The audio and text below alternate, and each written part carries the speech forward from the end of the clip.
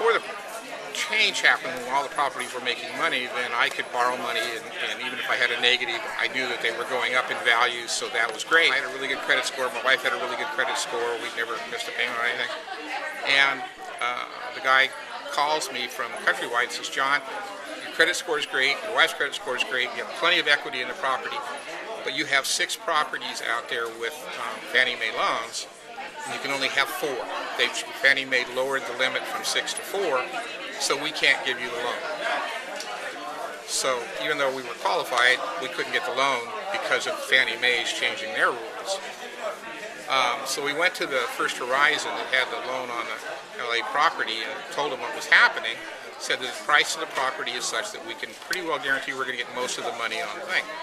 And the first thing out of their words were, are you behind? And we said no. And they said, well, we can't do anything with you because you're not behind. You have to be behind at least 2 payments before we'll even talk to you. So I said, okay. So we got behind 2 payments and then called them up, and then they told us, well, there's nothing we can do. So finally, about 2 months later, 3 months later, it sold. We're in escrow. Everything's fine. It's a good, solid escrow. People had plenty of money for the down. Everything was great. And then 2 weeks before the end, the loan, or the end of the escrow, I got a note from the escrow department saying that I had to come up with $33,000 to close the escrow. I didn't have $33,000. So I went to First Horizon and said, you need to, or can you do anything about this money? It's going to be about $7,000. And they said no.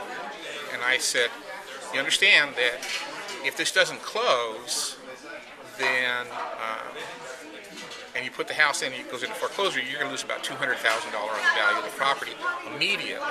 I can give you all of the principal, part of the interest, just not all of it.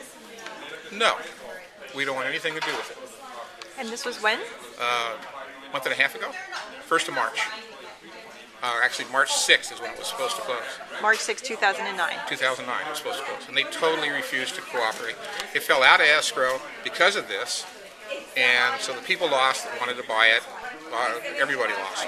The sale price was $475,000. Sorry, go ahead. The year and a half ago, it was appraised at $775,000. But that's one of 6 of the different loan modifications I've tried to do, and all of them have fallen through from lack of cooperation.